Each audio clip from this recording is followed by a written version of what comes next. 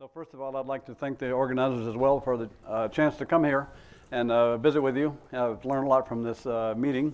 So I'm going to talk to you about some large animals like sheep today. So I want to also make a comment about Texas A&M University. So if, in 1862 in the U.S., there was an act established within each state a land-grant university. So the land-grant university's function was to provide agriculture, research, teaching, and mechanical. So the M stands for mechanical. Now we would say engineering. And so the idea was to create food and also create an infrastructure for food to get to the population. And the third reason was to really provide universities that would allow for affordable education for most of the people in that particular state. So every state in the U.S. has a land-grant university, and Texas A&M University is the land-grant university for the state of Texas. So today I'm going to talk to you about interferon tau and try to tell you a little bit of a story about what it does in terms of pregnancy recognition, and also a few slides to indicate what its potential might be in terms of a therapeutic product. So pregnancy recognition is required in all animals for the most part. There are a few species that don't require a pregnancy recognition signal. So the pregnancy recognition is really all about maintaining the corpus luteum on the ovary. So this is a diagram of the ovary in this cartoon. So these are corpus lutea. They produce progesterone. Progesterone is the hormone of pregnancy. If there's no progesterone, there's no pregnancy. So you have to be able to maintain the structures for pregnancy to be established. So different species have different strategies. So today I'm going to talk to you about interferon tau. That's the pregnancy recognition signal in the ruminant species. Estradiol is a pregnancy recognition signal in the pig. In the case of the primates, we have the chorionic gonadotropin beta, prolactin in rodents, and also lactogenic hormones that are important.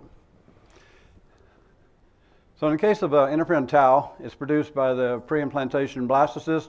It acts at the level of the uterus, and what it does is that it modifies this hormone. Prostaglandin F2 alpha, or PGF2 alpha, is a hormone that comes from the uterus in these species that, if not blocked, will act on these corpus lutea to cause them to undergo regression.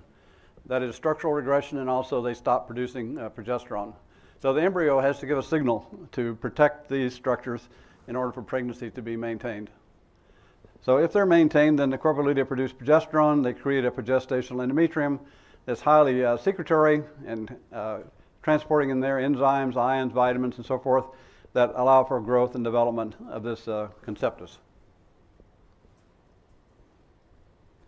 So I'm going to talk to you about sheep. And so this is our model for a ruminant species. And when I talk about ruminant species, if you're not familiar with the term, it's cows, goats, sheep, so forth that have a rumen for digestion of forage. So just to give you a little brief outline of the sheep, so we call it day 0 is the day that the female will accept the male for mating.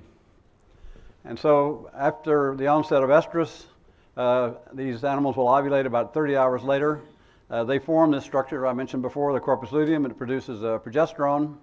And if the female is not pregnant, then the uterus produces this hormone, prostaglandin F2 alpha, that causes regression of the corpus luteum.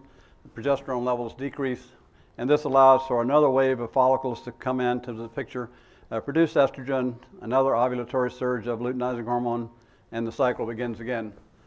So the system here is to make sure the animal has a chance to get pregnant, but if she's not pregnant, to make sure that you don't have a long period of maintenance of the corpus luteum.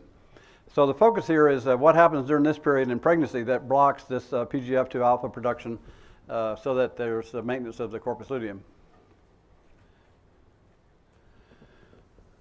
So as I told the group earlier this week, this represents some data where graduate students are taking blood samples frequently in the morning and the evening.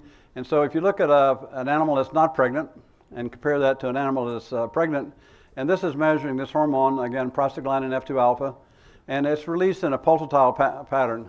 And so this pulsatile pattern is key to causing regression of the corpus luteum if the animal is not pregnant. So you'll notice that in a non-pregnant animal, you have these large pulses of PGF2 alpha that I've marked here in red. You also have some green ones that we call subluteolytic pulses of PGF2 alpha. And if you compare this non-pregnant female with a pregnant female, you can see that there are some small pulses of subluteolytic pulses of PGF2 alpha, but no luteolytic pulses of PGF2 alpha on day 15 and day 16. So the question we asked was what generates these pulses, and also eventually what is the embryo doing to block the pulsatile release of this prostaglandin F2 alpha. So the three main players in terms of regulating the estrous cycle is progesterone, and it of course acts through its progesterone receptor, the estrogen and the estrogen receptor, and the oxytocin receptor. Well, when the animal ovulates, there are high levels of expression of the progesterone receptor. And so you can see this on day 9. You have progesterone receptors in the epithelial cells lining the uterus, and the glandular epithelial cells, and then these stromal cells. After about 12 days, the progesterone will downregulate its own receptor. And so you have loss of the progesterone receptor. And once that occurs, this allows the estrogen receptor to upregulate in terms of its expression, as shown here. And then once estrogen upregulates, it will upregulate the expression of the oxytocin receptor. So this oxytocin receptor responds to oxytocin to stimulate the pulsatile release of prostaglandin F2 alpha. So this is a picture of what the sheep embryos look like as they go from day 12, they're spherical. Day 13, they're tubular. Day 14, they begin to be elongated. Day 15, continue to elongate. And day 16, they're quite long structures. So this is a very rapid change in morphology of the conceptus during this time. And this is a way for the conceptus to create a large surface area of exchange between the lumen of the uterus of the mother. So the question we ask is, what is the pregnancy recognition signal during this period? Because we knew from the studies that have been done before that around day 13, day 12 to 13 rather, this is a period when the embryo has to begin to signal its presence in order to protect the corpus luteum to be maintained and produce progesterone. And so what we did was we cultured sheep conceptuses in the culture medium with radiolabeled amino acids, and then we did two-dimensional gel electrophoresis and then fluorographs. So we only are seeing the proteins that are made de novo. That is, they've made these proteins based on the amino acids that we had placed in the culture medium. So these are radiolabeled proteins, and you can see that we first saw this protein on day 13, was there on day 14 and day 21, and then no longer expressed. So this gene for interferon tau is only on from day 10 to 21 of pregnancy, and we don't see the gene expressed any other time. So it's really sets the stage for pregnancy recognition, but also sets up the uterus for other functions that I'll talk about in a few minutes. So the history of this is back in the 1960s, Rouse and Moore and Cambridge did embryo transfer work, and they showed again at day 12 to 13 was the pregnancy recognition period. Jacques Martel in France studied this protein he called trophoblast protein 1. Protein X, we call this protein initially. Not very clever, but that's what we call it. And then we call it ovine trophoblast protein 1 since it's the first major protein produced by the trophoblast. And then the gene was cloned, and we realized it was a member of the type 1 interferon family. And then the International Interferon Society gave it the name interferon tau, with a T or tau for trophectoderm, which is the source of the interferon. So again, this is a novel protein that's only produced between day 10 and day 21 of pregnancy, associated with pregnancy recognition signaling in the ruminant species. So what are some of its characteristics? So in the case of the sheep, it's secreted by the mononuclear trophectoderm cells from day 10 to 21 of pregnancy. In the sheep, has a molecular weight of 19,000, has 3 to 4 isoelectric variants, and it has no glycosylation. If you look at the cow, it's all glycosylated. And if you look at the goat, it's 50% glycosylated, 50% not glycosylated.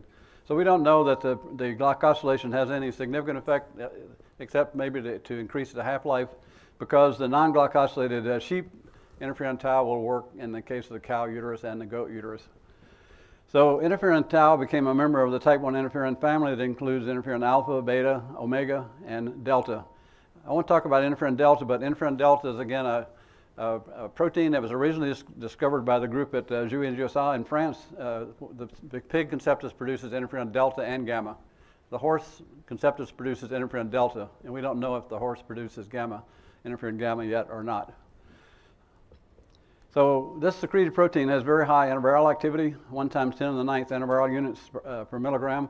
And so on day 16 or 15, you can culture these conceptuses in a culture medium, and they can produce from between 150 and 200 micrograms of interferon over a 30-hour culture period. So when we first told some of my friends in pathology that a sheep conceptus could produce that much interferon, they thought maybe I had been drinking too much. But it is very high level of production, but over a very short period of time. So the interferon tau has the classical antiviral activity, anti-proliferative activity, and immunomodulatory activity of the other type 1 interferons, but its unique role is in terms of its pregnancy recognition signaling activity. So this is a model whereby interferon tau acts. So again, we have progesterone coming from the corpus, corpus luteum. It has a negative effect on the progesterone receptor. Eventually, after about 12 days, it downregulates this receptor. This allows the estrogen receptor to upregulate and respond to estrogen from the ovarian follicles, and this upregulates the oxytocin receptor. So we have two sources of oxytocin at this time, from the posterior pituitary gland, and also the corpus luteum produces oxytocin.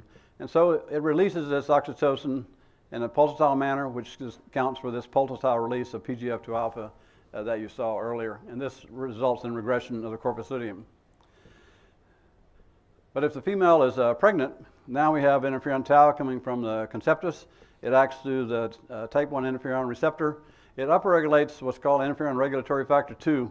This is a transcriptional repressor, and it represses or silences the expression of the estrogen receptor and also then the oxytocin receptor. So there's no mechanism then for pulsatile release of PGF2 alpha, and so the corpus luteum is maintained and pregnancy can continue.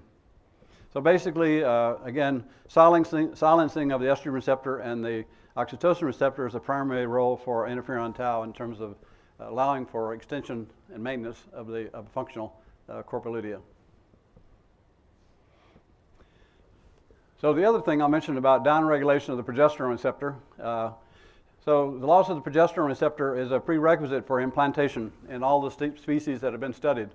So when we first realized this is sort of counterintuitive, right? So steroids, progesterone, you think would be acting on the epithelial cells, but what happens is that epithelial cells downregulate all the steroid receptors, both progesterone receptor and the estrogen receptor.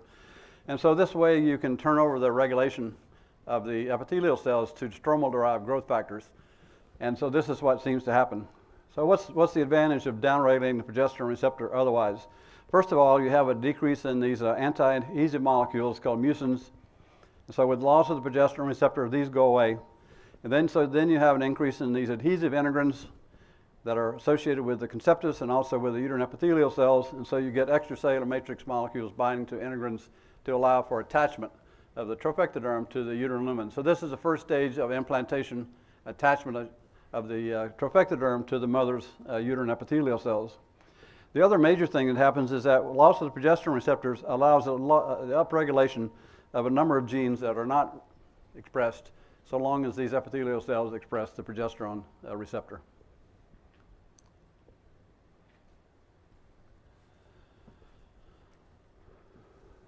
So going back to this transition, so we have the sheep embryo developing, and around day 9 it is inside a zona pellucida, a membrane, and hatches out of that and undergoes these morphological changes and continues to elongate until it occupies most of the uterus. So again, during this elongation process is when interferon tau is being produced to signal pregnancy recognition. So in order to get this type of change in terms of cell numbers and cell migration and cytoskeletal changes to occur, we need nutrients to stimulate the mechanistic target of rapamycin, or mTOR pathway. We also have secreted phosphoprotein 1, which is also known as osteopontin, is very important during this period, and they're involved in stimulating, again, this mechanistic target of rapamycin. So this pathway is associated with cell proliferation and migration, mRNA translation, and also cytoskeletal changes in the trophectoderm. So now we have progesterone being maintained for the duration of pregnancy. So I titled this The Many Faces of Interferon Tau. So the reason is that, first of all, interferon tau is associated with pregnancy recognition, as we've discussed already. The other thing is that progesterone acting with interferon tau upregulates in the glandular epithelial cells. Just one example, a protein we named Interferon. We discovered this protein back in 1968, roughly. It's associated with the conceptus, particularly with the stimulating erythropoiesis. It transports iron to the conceptus and also stimulates erythropoiesis. But what I want to talk about today primarily is the fact that interferon tau also acts to upregulate transporters for cationic amino acids such as SLC7A1, which is an arginine transporter, and arginine is transported into the uterine lumen to be converted to nitric oxide and also polyamines. I'll also talk a little bit about glucose transporters as well. So interferon tau is associated with the establishment of pregnancy, but also with the maintenance of pregnancy by upregulating these transporters for nutrients to move into the uterine lumen to support growth and development of the conceptus. So interferon tau, again produced by this developing conceptus. Here's the trophectoderm cells. The interferon tau is being produced, and it creates three phenotypes of cells in the uterus. So these cells that are in blue are expressing, if you remember, I talked to you about interferon regulatory factor 2. And so these cells express no interferon-stimulated genes. A few microns away, the cells in green do not express interferon regulatory factor 2, and they express interferon-stimulated genes, as do the stromal cells.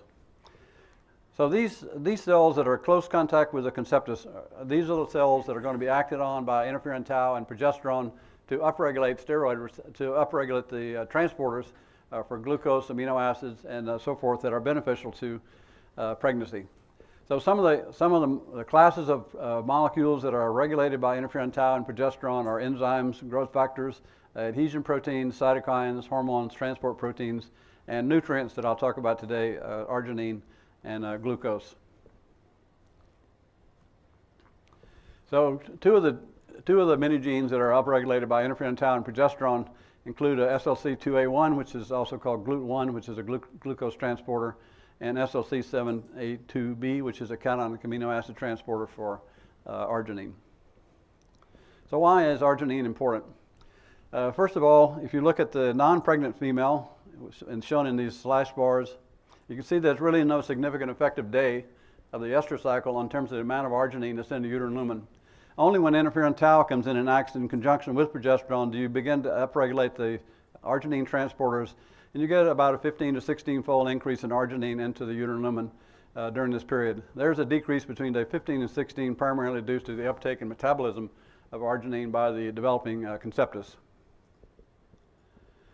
So this arginine is one of the primary stimulators of this mechanistic target of rapamycin, again associated with proliferation, migration, and gene expression, which is really important for elongation and attachment of this conceptus, trophectoderm, to the mother's uterus.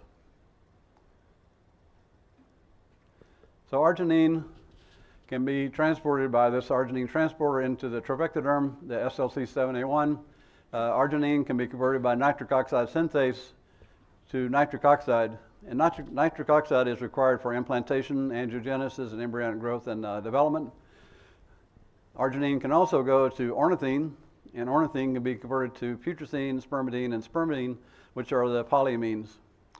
In the case of the sheep, also, we found out when we knocked down translation of the messenger RNA for ODC1, the sheep conceptus upregulated an alternative pathway with arginine decarboxylase to agmatine, and through agmatinase can also be converted to putrescine. So the sheep conceptus really has two pathways for producing polyamines. So knocking out NOS3 and ODC1, both are embryonic lethal in most species. In the case of the sheep, we had to knock out ODC1 and agmatinase to get complete embryonic lethal. So again, this is a compensatory pathway. This is the primary pathway for making polyamines. So why are polyamines really important? So nitric oxide, we know, is associated with vasodilation, angiogenesis, and nutrient transport. Arginine can also go to the polyamines, and the polyamines are associated with cell-cell interactions, cytoskeletal changes, cell signaling, and also a number of things associated with translation and transcription of genes, as well as ion channels. So again, polyamines are very important, and knocking out the polyamine synthetic pathway is embryonic lethal in most mammalian species. So homoarginine is another molecule that's associated with nitric oxide synthesis. It inhibits the arginase, and so it inhibits the polyamine pathway and tends to drive arginine metabolism more towards nitric oxide than towards polyamines. So my colleague, Dr. Wu at Texas A&M is very interested in homoarginine in terms of its more detailed biological activity. So again, arginine is a very important molecule. I just choose that one because it does so many things to stimulate growth and development of the conceptus. So if we talk a little bit about glucose, I mentioned to you that with the ruminants, but in ungulates in general, so we have sheep, cows, pig, goats, horses, they will transport glucose into the uterine lumen, and that glucose is not utilized by the conceptus, gets converted to another sugar called fructose. Fructose is important because it's sequestered within the conceptus. That is, once the conceptus makes it, it can't get back into the maternal circulation. So it can serve a number of roles. So what we have been working on this in terms of the effects of interferon tau to upregulate the glucose transporters, and these include glucose transporters 1, 2, 3, 4, 5, and 8. The data we have right now indicate that glucose can be metabolized through these different pathways. So this is just a diagram of a pig embryo. And so you have a glycolysis, we have serinogenesis or one-carbon metabolism, a pentose phosphate pathway, and the hexosamine biosynthetic pathway. But when we begin to look at the function of fructose, fructose is not metabolized through glycolysis, it's not metabolized through the pentose phosphate pathway, but it's used by the trophectoderm and chorion for hexosamine biosynthesis and for serinogenesis or one-carbon metabolism. So our hypothesis is that basically the large amount of fructose is used through these pathways to spare glucose to be used primarily through glycolytic pathway and also through the pentose phosphate pathway. So these are trophectoderm cells shown here, and this is again the embryo shown here. So as I showed you for arginine, if you look at glucose transport in the sheep, you can see that these hatch bars is very low amounts of glucose that accumulates in the uterus of a non-pregnant female. But in the presence of interferon tau, the SLC GLUT1 or SLC2A1 is upregulated, so you get a big increase in glucose transport into the uterine lumen. And this glucose, again, can be used as such, or it can be converted to fructose. So this is a hexosamine biosynthetic pathway where glucose 6-phosphate is converted to fructose 6-phosphate, and then the glutamate pathway comes into play, and so we have a glutamine phosphofructose transaminase 1. This converts fructose 6-phosphate to glucosamine 6-phosphate. And this goes to N-acetylglucosamine 6-phosphate, to N-acetylglucosamine 1-phosphate, and finally UDP N-acetylglucosamine. This is the important molecule, for example. And then this pathway can go on down to form glycosaminoglycans. And I'll talk a little bit about both of these molecules. So this is one pathway that fructose seems to be metabolized through preferentially in the developing conceptus. And when I use the term conceptus, I refer to the embryo and its placental membranes. So the data we have indicates, again, that fructose can be metabolized through the pathway that I just showed you. And then O-glycosyltransferase can take the UDP and acetylglucosamine, and it can add it to the serine and threonine groups of these molecules like AKT, and TSC2, and mTOR to activate the mechanistic target of rapamycin pathway. So we used to think about primarily these different enzymes being phosphorylated, but more and more data indicate that you can have glycosylation of these types of molecules to activate them as well.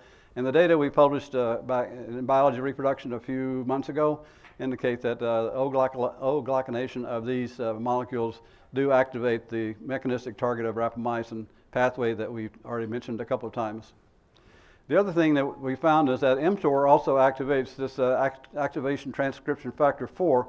These are some data that were published last year by Ben Sahara's group, and showing that the ATF4 can activate the glycolysis to serine pathway to give you one-carbon metabolism. So this is for de novo synthesis of purines, thymidine, and methionine.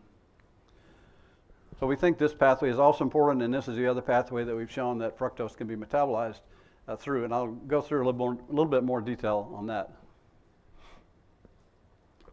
So one of the glycosaminoglycans is hyaluronic acid. So these data just show that fructose and glucose can be used to make hyaluronic acid, and if you use an inhibitor of the glutamine fructose phosphate transaminase, you can inhibit the hyaluronic acid. So we have secreted hyaluronic acid that's in the culture medium, and then if you wash the cells, you can get more off. And so, but whether it's in the culture medium or bound to the cells, nevertheless, the inhibitor decreases that. So there's a lot of hyaluronic acid being produced from fructose by the trophectoderm cells of the sheep. So why is hyaluronic acid important? So it's abundant in the extracellular matrix of the placenta in particular, associated with tissue hydration and hydrodynamics. Most students don't think water is very important, but for every 1 gram of tissue in an embryo, 94.94 grams is water. So it's a very important commodity in terms of growth and development of the embryo. It's also, the hyaluronic acid is also associated with cell migration, proliferation, adhesion. It supports blood vessel growth within the placenta. And most placenta have a hyaluronidase activity, so they can break down hyaluronic acid to these fragments that themselves stimulate angiogenesis. There's a role in innate immunity, and also there's data indicating that the hyaluronic acid in the placenta serves as a niche for stem cells for hematopoiesis, for example. So hyaluronic acid is an important thing, and if you are familiar with the placenta and you've heard the term Wharton's jelly, Wharton's jelly is hyaluronic acid. So it has a high water regain, and also serves these different functions that were just listed. So serinogenesis is also called one-carbon metabolism, and this is the metabolism of glucose and fructose to serine for the production of glycine and for one-carbon metabolism. So I don't know how much biochemistry you've had, and I don't want to get into that too much, but just to indicate to you that we normally think about glucose going down this pathway to produce pyruvate and can then go on and can produce ATP, for example. But there's a pathway here shown by this big red star where 3-phosphoglycerate can be shunted by way of this enzyme to form phosphohydroxy pyruvate. It can go to form serine, and serine can be used to make glycine, and this can be used to make a nucleotide biosynthesis. So this is a very important pathway. So if we look at this in a little bit more detail, in the case of the sheep placenta, these enzymes are associated with the mononuclear cells of the trophectoderm, and then some different cells called trophoblast giant cells convert the serine then into this pathway for producing this S-methionine transferase. And so this gives glycine, and this can lead us into the formation of formate. So let me just skip to the next slide. Why formate is important is shown in this slide. So the serine and glycine go into the mitochondria, and they form formate. The formate comes out of the mitochondria in these cells. It goes back into the cytoplasm, and then it can be used again for making purines. It can be used for making thymidine, and it can also be used for methionine. So methionine, as you know, is very important in terms of a lot of epigenetic events, and of course purines and thymidine are important for nucleotide synthesis. So this pathway is quite an important pathway.